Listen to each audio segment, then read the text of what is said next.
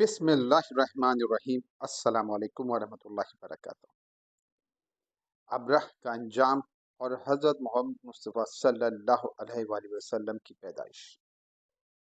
بسم اللہ الرحمن الرحیم۔ السلام علیکم ورحمۃ اللہ وبرکاتہ۔ ابرہ کے ہاتھی کو اٹھانے کی مسلسل کوشش جاری تھی کہ اچانک سمندر کی طرف سے ان کی طرف اللہ تعالیٰ نے ابابیلوں کو بھیج دیا۔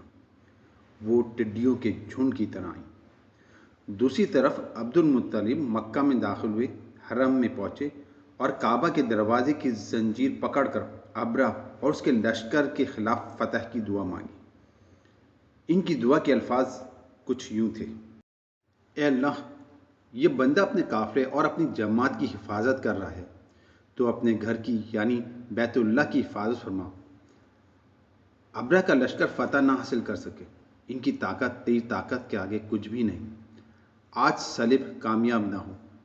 صلیب کا لفظ اس لیے بولا کہ ابرہ عیسائی تھا اور صلیب کو عیسائی اپنے نشان کے طور پر ساتھ لے کر چلتے ہیں۔ اب انہوں نے اپنی قوم کو ساتھ لیا اور ہیرا پہاڑ پر چڑھ گئے، کیونکہ ان کا خیال تھا وہ ابرہ کا مقابلہ نہیں کر سکیں گے۔ اور پھر اللہ تعالیٰ نے پرندوں کے جھنڈ بھیج دیے۔ یہ پرندے چڑیا سے قدرے بڑے تھے۔ ان میں سے ہر پرندے کی چونچ میں پتھر کے 3 ٹکڑے تھے۔ یہ پتھر پرندوں نے ابرہ کے لشکر پر گرانے شروع کیے۔ جو ہی یہ پتھر ان پر گرے، ان کے ٹکڑے ٹکڑے ہو گئے، بالکل اسی طرح جیسے آج کسی جگہ اوپر سے بم گرایا جائے تو جسموں کے ٹکڑے اڑ جاتے ہیں۔ ابرہ کا ہاتھی محمود البتہ ان کنکریوں سے محفوظ رہا، باقی سب ہاتھی تہس نہس ہو گئے۔ یہ ہاتھی 13 عدد تھے، سب کے سب کھائے ہوئے نحوست کی مانند ہو گئے، جیسا کہ سورہ فیل میں آتا ہے۔ ابرہ اور اس کے کچھ ساتھی تباہی کا یہ منظر دیکھ کر بری طرح بھاگے، لیکن پرندوں نے ان کو بھی نہ چھوڑا۔ ابرہ کے بارے میں طبقات میں لکھا ہے کہ اس کے جسم کا ایک عضو الگ ہو کر گرتا چلا گیا، یعنی وہ بھاگ رہا تھا اور اس کے جسم کا ایک حصہ الگ ہو کر گر رہا تھا۔ دوسری طرف عبد المطلب اس انتظار میں تھے کہ کب حملہ ہوتا ہے، لیکن حملہ نہ ہوا، اور جب مکہ میں داخل نہ ہوئے تو وہ حالات معلوم کرنے کے لیے نیچے اترے۔ مکہ سے باہر نکلے، تب انہوں نے دیکھا سارا لشکر تباہ ہو چکا ہے۔ خوب مال غنیمت ان کے ہاتھ لگا، بے شمار سامان ہاتھ آیا، مال میں سونا چاندی بھی بے تحاشا تھا۔ لشکر میں کچھ لوگ ایسے بھی تھے جو واپس نہیں بھاگے تھے، یہ مکہ میں رہ گئے تھے۔ ان میں ابرہ کے ہاتھی کا مہاوت بھی تھا، جو محمود کو آگے لانے میں ناکام رہا تھا۔ ہمارے نبی حضرت محمد مصطفیٰ صلی اللہ علیہ وآلہ وسلم اس واقعے کے چند دن بعد پیدا ہوئے۔ آپ جس مکان میں پیدا ہوئے وہ صفا پہاڑی کے قریب تھا۔ حضرت کعب احبار رضی اللہ تعالی عنہ روایت کرتے ہیں کہ میں نے توریت میں پڑھا تھا کہ رسول اللہ صلی اللہ علیہ وآلہ وسلم کی پیدائش مکے میں ہوگی۔ یہ کعب پہلے یہودی تھے، اس لیے توریت پڑھا کرتے تھے۔ دنیا میں آتے ہی حضور اکرم صلی اللہ علیہ وآلہ وسلم روئے۔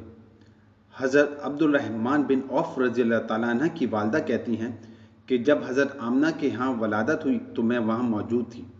آپ صلی اللہ علیہ وآلہ وسلم میرے ہاتھوں میں آئے، یہ غالباً دایاں تھی، ان کا نام شفا تھا۔ فرماتی ہیں جب آپ میرے ہاتھوں میں آئے تو روئے۔ آپ کے دادا عبد المطلب کو آپ کی ولادت کی اطلاع دی گئی۔ وہ اس وقت خانہ کعبہ کا طواف کر رہے تھے۔ اطلاع ملنے پر گھر آئے، بچے کو گود میں لیا۔ اس وقت آپ کی والدہ نے ان سے کہا، یہ بچہ عجیب ہے، سجدے کی حالت میں پیدا ہوا ہے، یعنی پیدا ہوتے ہی اس نے پہلے سجدہ کیا، پھر سجدے سے سر اٹھا کر انگلی آسمان کی طرف اٹھائی۔ عبد المطلب نے آپ کو دیکھا، اس کے بعد آپ کو کعبہ میں لے آئے، آپ کو گود میں لیے رہے اور طواف کرتے رہے، پھر واپس لا کر حضرت آمنہ کو دیا۔ آپ کو عرب کے دستور کے مطابق ایک برتن سے ڈھانپا گیا، لیکن وہ برتن ٹوٹ کر آپ کے اوپر سے ہٹ گیا۔ اس وقت آپ اپنا انگوٹھا چوستے نظر آئے۔ اس موقع پر شیطان بری طرح چیخا۔ تفسیر ابن مخلد میں ہے کہ شیطان صرف 4 مرتبہ چیخا۔ پہلی بار اس وقت جب اللہ تعالیٰ نے اسے معلوم ٹھہرایا، دوسری بار اس وقت جب اسے زمین پر اتارا گیا، تیسری بار اس وقت چیخا جب حضرت صلی اللہ علیہ وسلم کی پیدائش ہوئی، اور چوتھی مرتبہ اس وقت جب نبی کریم صلی اللہ علیہ وآلہ وسلم پر سورہ فاتحہ نازل ہوئی۔ اس موقع پر حضرت حسان بن ثابت رضی اللہ تعالیٰ عنہ کہتے ہیں، میں 8 سال کا تھا، جو کچھ دیکھتا اور سنتا تھا اس کو سمجھتا تھا۔ ایک صبح میں نے یثرب یعنی مدینہ منورہ میں ایک یہودی کو دیکھا، وہ ایک اونچے ٹیلے پر چڑھ کر چلا رہا تھا۔ لوگ اس یہودی کے گرد جمع ہو گئے اور بولے، کیا بات ہے، کیوں چیخ رہے ہو؟ یہودی نے جواب دیا، احمد کا ستارہ طلوع ہو گیا ہے اور وہ آج رات پیدا ہو گئے ہیں۔ حضرت حسان بن ثابت رضی اللہ تعالیٰ عنہ بعد میں 60 سال کی عمر میں مسلمان ہوئے تھے۔ 120 سال کی عمر میں انہوں نے وفات پائی، گویا ایمان کی حالت میں 60 سال زندہ رہے۔ بہت اچھے شاعر تھے، نبی کریم صلی اللہ علیہ وآلہ وسلم کی اپنے اشعار میں تعریف کیا کرتے تھے اور دشمنوں کی برائی اشعار میں بیان کرتے تھے۔ غزوات کے موقع پر اشعار کے ذریعے مسلمانوں کو جوش دلاتے تھے۔ اسی بنیاد پر انہیں شاعر رسول کا خطاب ملا تھا۔ حضرت کعب احبار رضی اللہ تعالیٰ عنہ فرماتے ہیں کہ میں نے توریت میں پڑھا ہے کہ اللہ تعالیٰ نے حضرت موسیٰ علیہ السلام کو حضرت صلی اللہ علیہ وآلہ وسلم کی ولادت کے وقت کی خبر دے دی تھی، اور موسیٰ علیہ السلام نے اپنی قوم بنی اسرائیل کو اس کی اطلاع دے دی تھی۔ اس سلسلے میں انہوں نے فرمایا تھا، تمہارے نزدیک جو مشہور چمکدار ستارہ ہے، جب وہ حرکت میں آئے گا تو وہی وقت رسول اللہ صلی اللہ علیہ وآلہ وسلم کی پیدائش کا ہوگا۔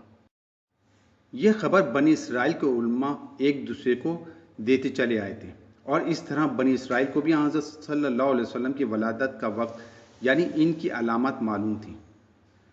حضرت عائشہ رضی اللہ تعالیٰ عنہ سے روایت ہے کہ ایک یہودی عالم مکہ میں رہتا تھا۔ جب وہ رات آئی جس میں حضرت صلی اللہ علیہ وآلہ وسلم پیدا ہوئے تو وہ قریش کی ایک مجلس میں بیٹھا تھا۔ اس نے کہا، کیا تمہارے ہاں آج کوئی بچہ پیدا ہوا ہے؟ لوگوں نے کہا، ہمیں تو معلوم نہیں۔ اس پر اس یہودی نے کہا، میں جو کچھ کہتا ہوں اسے اچھی طرح سن لو۔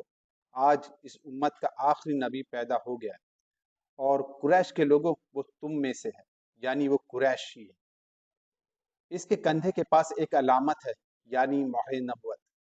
اس میں بہت زیادہ بال ہیں، یعنی گھنے بال ہیں، اور یہ نبوت کا نشان ہے۔ نبوت کی دلیل ہے، اس بچے کی ایک علامت یہ ہے کہ وہ 2 رات تک دودھ نہیں پیے گا۔ ان باتوں کا ذکر اس کی نبوت کی علامت کے طور پر پرانی کتب میں موجود ہے۔ علامہ ابن حجر نے لکھا ہے کہ یہ بات درست ہے، آپ نے 2 دن تک دودھ نہیں پیا تھا۔ یہودی علماء نے جب یہ باتیں بتائیں تو لوگ وہاں سے اٹھ گئے۔ انہیں یہودی کی باتیں سن کر بہت حیرت ہوئی تھی۔ جب وہ لوگ اپنے گھروں میں پہنچے تو ان میں سے ہر ایک نے اس کی باتیں اپنے گھر کے افراد کو بتائیں۔ عورتوں کو چونکہ حضرت آمنہ کے ہاں بیٹا پیدا ہونے کی خبر ہو چکی تھی، اس لیے انہوں نے اپنے مردوں کو بتایا، ذرا چل کر مجھے وہ بچہ دکھاؤ۔ لوگ اسے ساتھ لیے حضرت آمنہ کے گھر کے باہر آئے، ان سے بچہ دکھانے کی درخواست کی۔ آپ نے بچے کو کپڑے سے نکال کر انہیں دے دیا۔ لوگوں نے آپ کے کندھے پر سے کپڑا ہٹایا۔ یہودی کی نظر جو ہی مہر نبوت پر پڑی، وہ فوراً بے ہوش ہو کر گر پڑا۔ اسے ہوش آیا تو لوگوں نے اس سے پوچھا، تمہیں کیا ہو گیا تھا؟ جواب میں اس نے کہا، میں اس غم سے بے ہوش ہو گیا تھا کہ میری قوم میں سے نبوت ختم ہو گئی، اور اے قریشوں، اللہ کی قسم یہ بچہ تم پر زبردست غلبہ حاصل کرے گا، اور اس کی شہرت مشرق سے مغرب تک پھیل جائے گی۔